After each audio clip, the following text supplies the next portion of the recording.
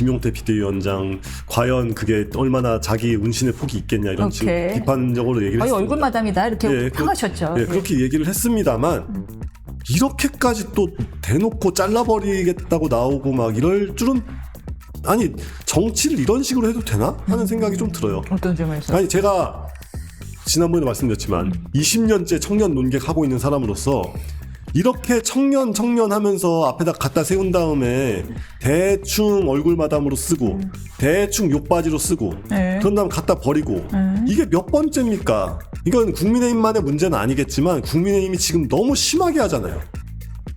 아니 이렇게까지 하니까 이준석이라는 어쨌건 양날의 칼인데 굉장히 날카로운 양날의 칼이 못 견디고 뛰쳐나가가지고 지금 대선에서도 뭐 단일화를 했으면 이겼네 안 했냐 이런 얘기가 나오고 있는 상황 아니겠어요?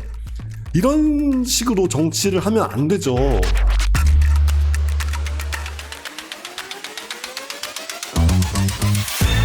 김문수 후보는 고맙습니다 사랑합니다 뭐죠? 그 현수막 사랑합니다 고맙습니다 당선 인사 같은 현수막을 걸고 그게 무슨 뜻이에요? 그거 좀 설명해 주세요. 왜 대부분은 낙선하면은 사과 인사를 한단 말이에요. 근데 고맙습니다, 사랑합니다. 그게 무슨 의미인 거예요? 이게 국민의힘은 더 두드려 맞을 상황인데 제가 어쩌다 보니 후보가 되어서 40%를 넘기게 되었습니다. 국민 여러분이 저 김문수를 사랑해 주신 덕분인 것을 알고 고마운 마음과 감사하는 마음을 갖고 있습니다라고 해석할 수밖에 없는 거 아니에요? and 알파가 있나요? 그리고 나는 이제 keep going 합니다. 뭐 그런 뜻이 되는 거죠. 그러니까 이제 죄송합니다. 사과합니다. 잘못했습니다. 우리가 국민의 민심을 못 받아들였습니다. 라고 한다면 책임을 내가 짊어져야 되기 때문에 책임을 진 나는 적어도 한 턴 정도 쉬어야 된단 말이에요.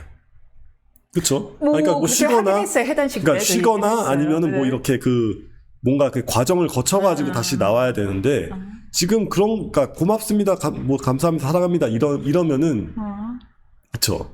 그러면서 턱걸이를 하셨어요. 계속 더 뭔가 더 그냥 이 추세로 계속 밀어붙이겠다라는 얘기가 되고 그럼 이게 꼭 당권을 위한 것이 됐건 아니면은 뭐 다음번에 지선이 있으니까 지선에서 뭘 노리는 게 됐건 이제 정치인 김문수의 인생 2막이 시작됩니다. 약간 이런 느낌의 현수막이어서 저는 이게 물론 이제 그러니까 정치인 김문수의 개인적 판단을 놓고 보면 맞는 걸 수도 있어요. 왜냐하면 어쨌건 더 망할 수 있는 선거 김문수 개인기로 많이 때웠다라는 평가도 존재하니까. 근데 국민의힘이라는 정당 전체를 바라보는 국민들의 시선이 어떻게 될까에 대해서는 좀 더 생각을 해주셔야 되는 게 아닌가. 아니, 노정태 의원의 시선을 우리가 주목할 필요가 있는 게 아까 좀 되게 솔직하게 말씀하셨잖아요. 이재명 대통령 괄호 열고 나는 안 찍었지만 괄호 닫고였어요. 김문수 후보 괄호 열고 나는 찍었지만인가요? 뭐 나는 찍었지만 괄호 닫고 하지만 지금은 우려됩니다. 하는 거잖아요. 이거 그러니 얼마나 객관적인 논평이에요. 감사합니다.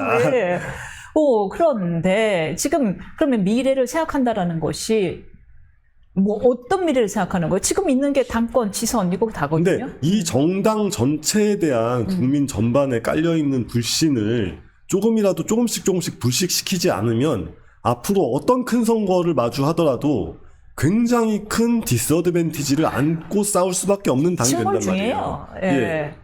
이게 뭐랑 비슷하냐면은 그게 좋다는 얘기가 아니라 옛날에 이제 흔히 지역 감정이라고 하는 호남 차별, 호남 혐오 의식이 굉장히 강했을 때 그때 민주당에서 공천을 받고 나오면 민주당 어쨌든 DJ 정당의 계보 안에서 공천을 받고 나오면 수도권에서 하고 그러니까 호남은 별개로 치고 영남은 떨어진다 치고 수도권에서 나오면 무조건 엄청난 디스어드밴티지를 갖고 시작해야 되는 그런 게 있었단 말이에요. 왜냐하면 김대중이라는 정치인에 대한 국민 전반에 열렬한 지지층은 있지만 그 반대편에서는 또 안 좋아하는 사람들도 굉장히 비토가 워낙 있는 정치인이었다 보니까 이게 다 지나고 나니까 아무렇지 않게 보이는 거지 그 당시에는 민주당 공천을 받고 나온다는 게 굉장히 불리한 싸움을 한다는 말과 동일했는데 지금 국민의힘이 그쪽 경로를 가려고 하고 있잖아요.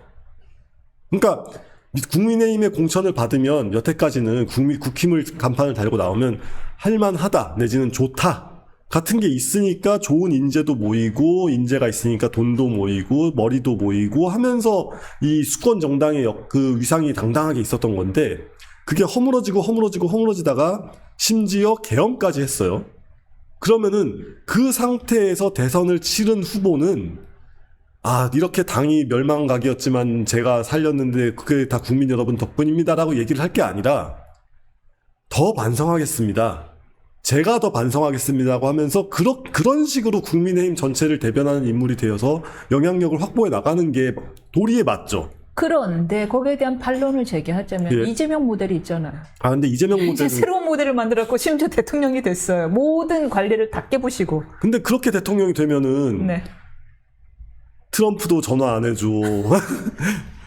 영국 총리는 네. 여기서 왕인데. 영국 총리는 RT로 때워. 프랑스에서는 말도 없어. 그런 모습 보다가 나중 가서야 중국에서 숟가락 얹어. 이런 게 되는 거죠. 이게 물론 뭐 대통령이 되고 나면 너무 행복하기 때문에 그런 게 눈에 안 들어올지도 모르겠지만, 하지만 대통령이라는 인물은 어쨌건 우리가 아무리 정치에 관심이 없어도 이름을 알게 되는 단 한 명의 정치인이잖아요.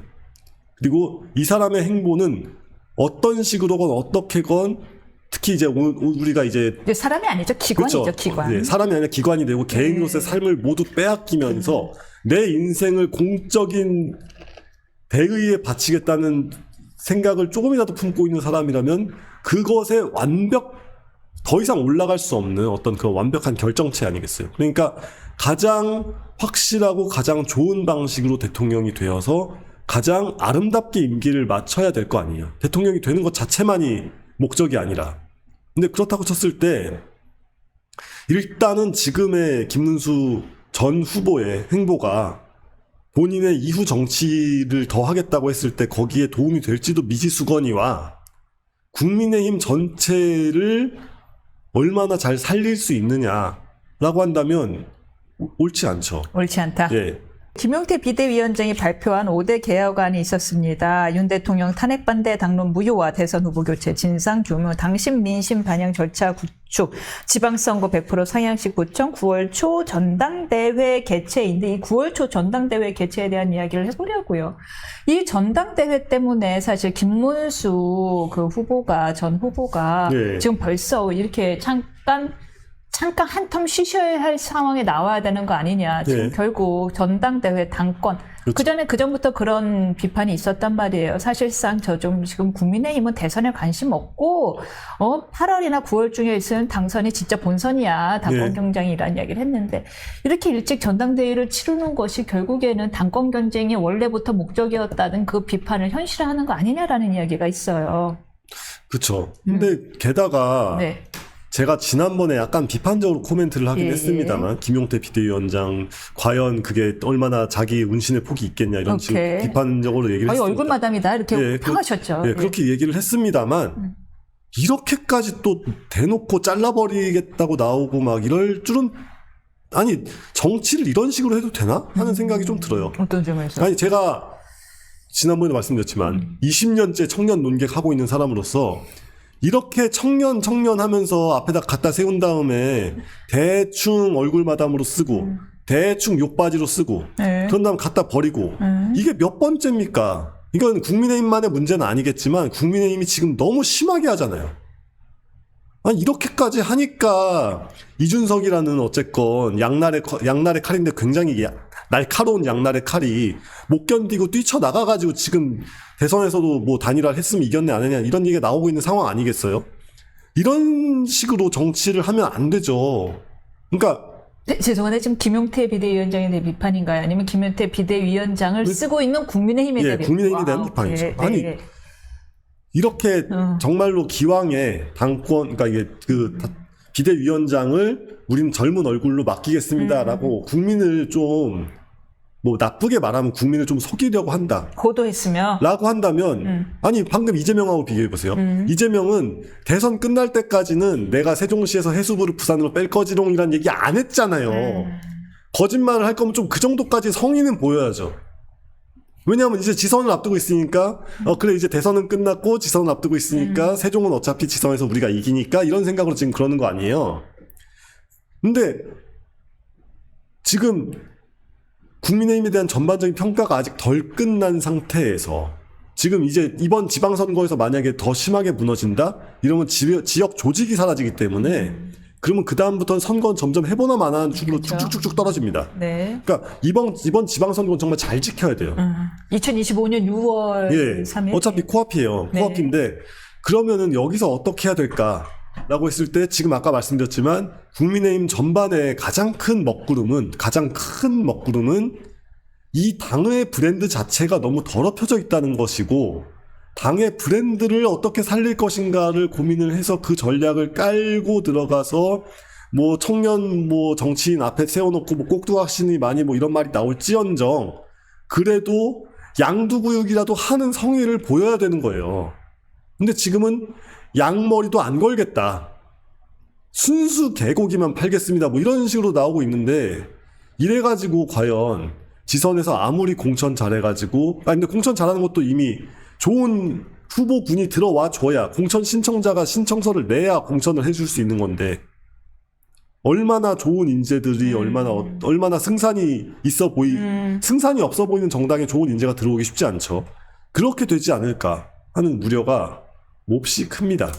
그러게요. 제가 듣기로는 김용태 비대위원장이 이제 비대위를 쫙 이제 혁신형으로 새로 인선하려고 했었는데 예. 친윤계가 다시 또 친윤계 인사들을 대부분 인선하려고 하는 바람에 결국엔 그마저도 무산됐다. 예. 그래서 그냥 저 조기 전당대회로 우회했다라고 들어 알고 있습니다.